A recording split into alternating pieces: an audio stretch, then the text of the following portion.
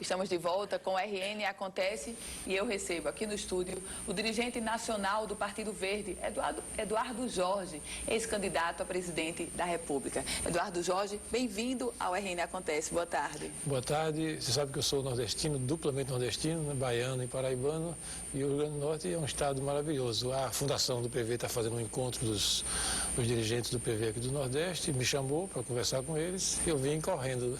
E que bom que o senhor veio também conversar com os nossos telespectadores do RN Acontece. Doutor Eduardo, começa essa nossa conversa.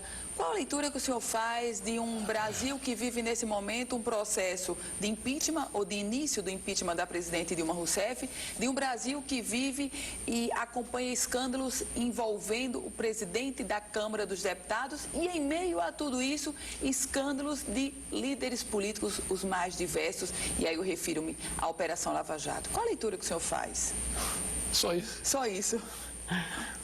Tem um antecedente, Ana Ruth, que é muito importante dizer. Nós vivemos uma eleição democrática em 14.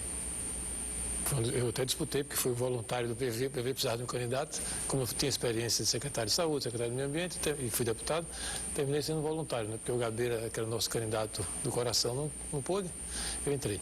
Então, nós vivemos a eleição. O povo votou em 2014 e elegeu a presidenta Dilma.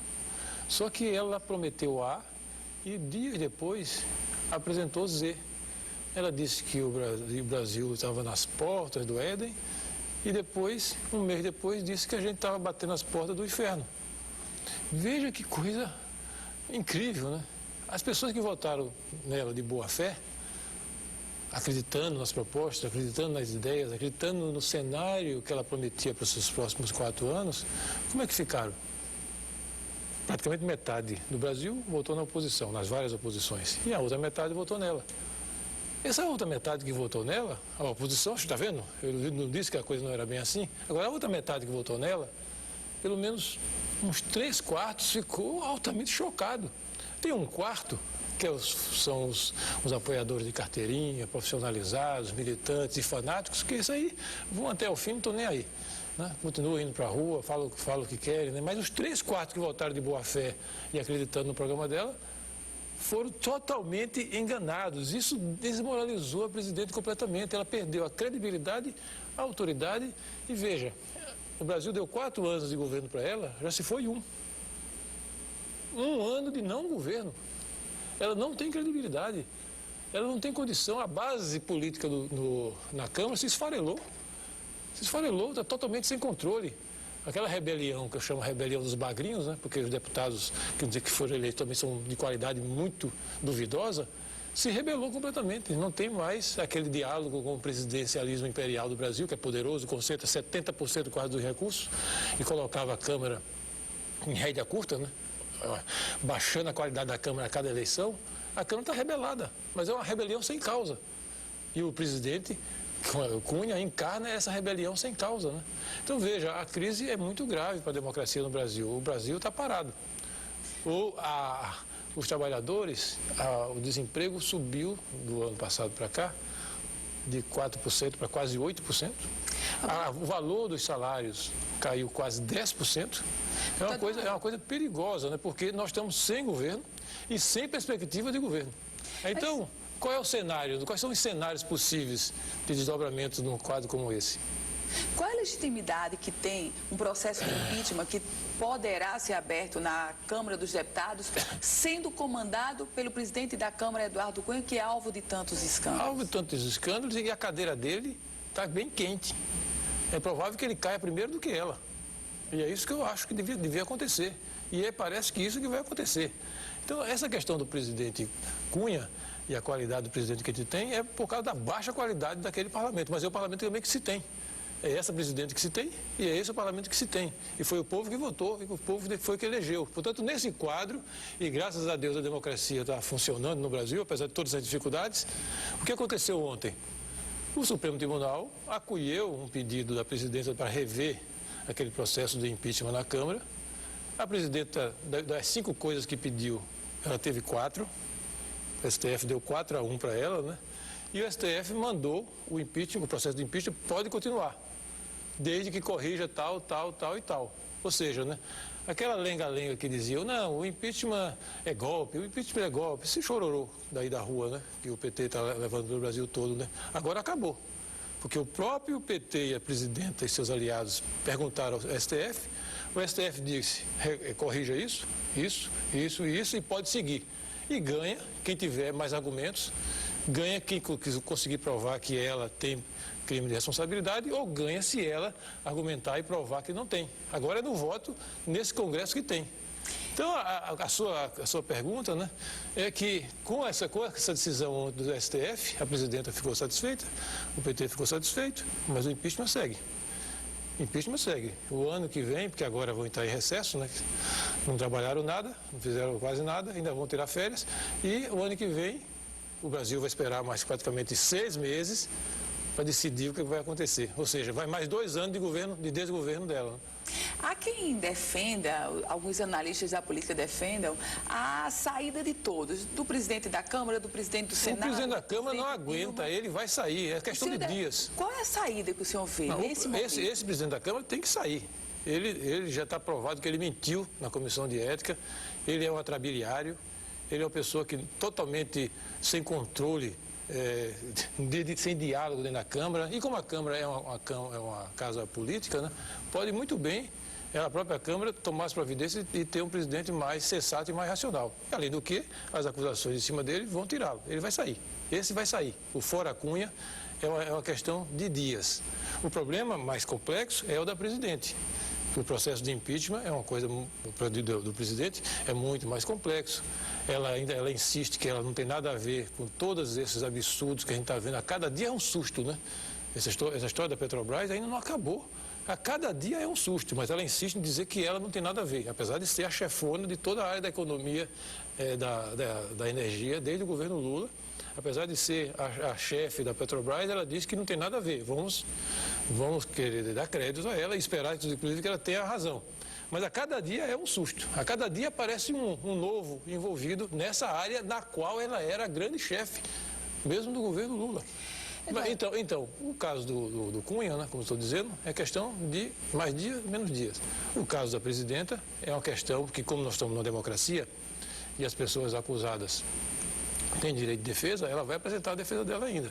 A gente tem que esperar e ver quem realmente tem razão. Se é o Hélio Bicudo, esse pilastra da formação do PT original, esse ícone da democracia, da redemocratização, né, ou se é ela que tem razão nesse debate. É uma questão democrática, o Brasil é uma democracia, os acusados têm direito de se defender e vamos ver isso no ano que vem.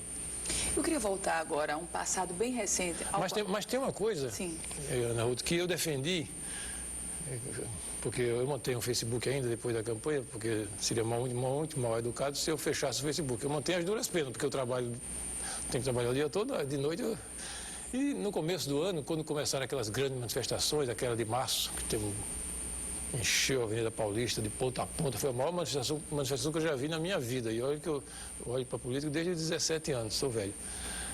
Eu fui lá e conversei bastante com os jovens. E desde março que eu venho defendendo uma posição que é a seguinte: o Brasil, por causa desse engano do povo brasileiro em 14, não tem governo. E se a presidenta não tiver uma atitude, ela não vai conseguir governar, ela não vai ter autoridade. De cada 10 brasileiros, só um acredita nela. É uma coisa impressionante, né? Então, o que é que eu venho defendendo desde março? E que agora, com essa história do impeachment, deu entrada na Câmara, muda um pouco de figura, mas o que é que eu vinha defendendo? Se ela não renunciasse, que seria o melhor, se o TSE não afastá-la, que é a possibilidade, mas é só em março do ano que vem, o impeachment, como eu disse, é uma questão na democracia, depende de provar, depende da defesa, vamos ter que esperar, não é uma coisa da noite para o dia. Restavam 2 opções. A primeira era renunciar. A segunda é esperar o TSE julgar as irregularidades da campanha dela, que parece que não é pouca coisa. A terceira é o tal do impeachment, que vamos ver como é que vai evoluir. Não é golpe coisa nenhuma, é previsto na Constituição, mas espera. As 2 outras opções são, ela fica no governo e vai se desmilinguindo até o final de 2018. Infelizmente, essa é a mais provável e a pior para a gente. A quinta, então, é que eu vinha defendendo, é que ela fizesse como Itamar fez. Se afaste da política, reconhece para o povo que ela errou ao prometer o Éden e apresentar o inferno, se desfilia do PT, monta um governo de transição como foi o de Itamar, se afasta da eleição de 2016, 2018 e se concentra nos problemas que ela criou, que ela e o governo dela criaram.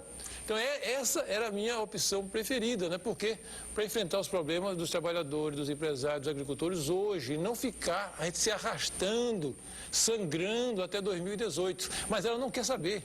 Nós mandamos essa proposta para ela nem resposta deu. Doutor Eduardo, eu queria voltar a um passado bem recente, o senhor candidato a presidente da República.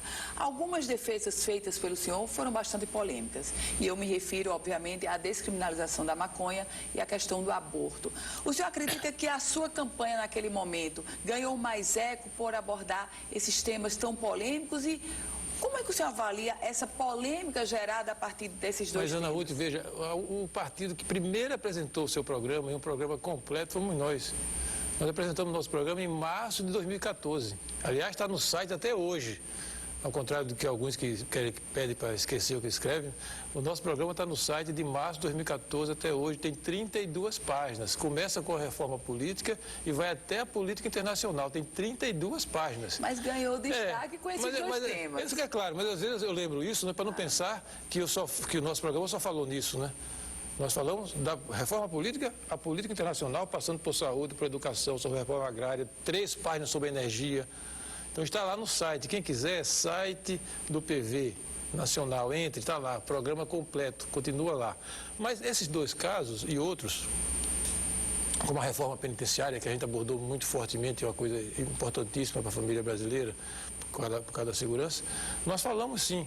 Porque são problemas reais, são problemas que afetam a vida das famílias, das mulheres, dos jovens, de todos nós. Então, como é que um candidato, porque o marqueteiro diga, não fala nisso, porque você pode perder voto? Porque é assim no Brasil.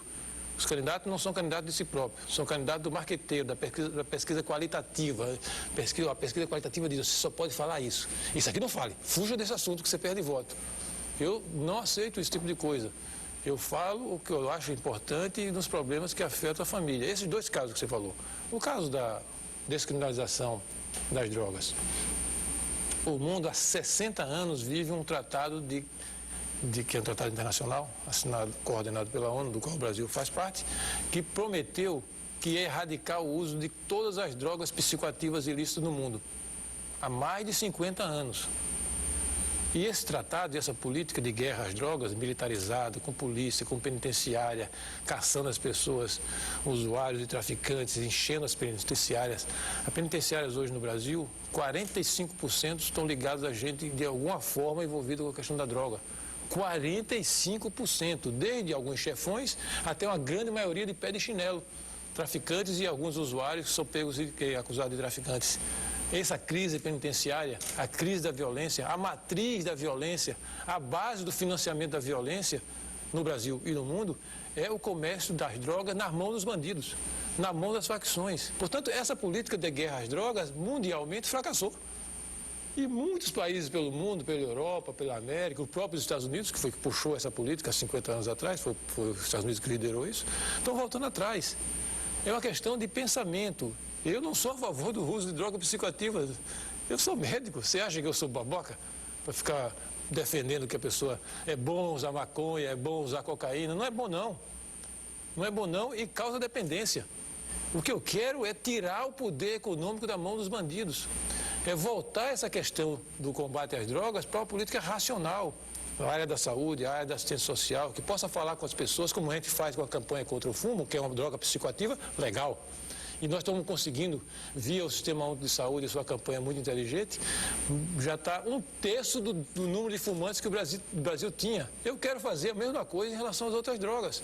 Com isso, veja, é uma política, é uma questão de massa cinzenta. Eu vou intervir nas penitenciárias superlotadas, eu vou tirar a fonte de financiamento dos bandidos, porque eles hoje, o comércio é monopólio de bandido, né?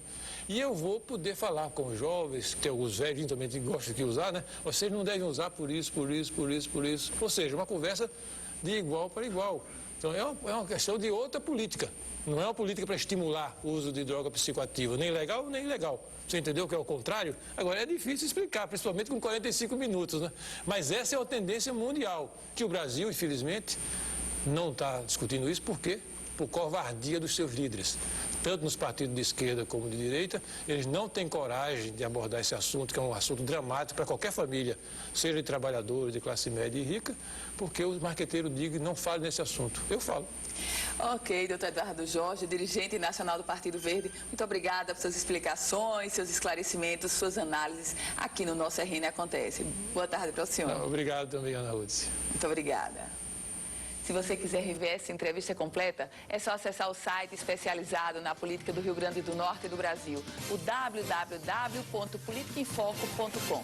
O RN Acontece vai ficando por aqui. Você acompanha agora o Band Mulher com Juliana Selle. A gente volta segunda-feira, nesse mesmo horário, aqui na tela da Band. Ótimo final de semana para você. Boa tarde.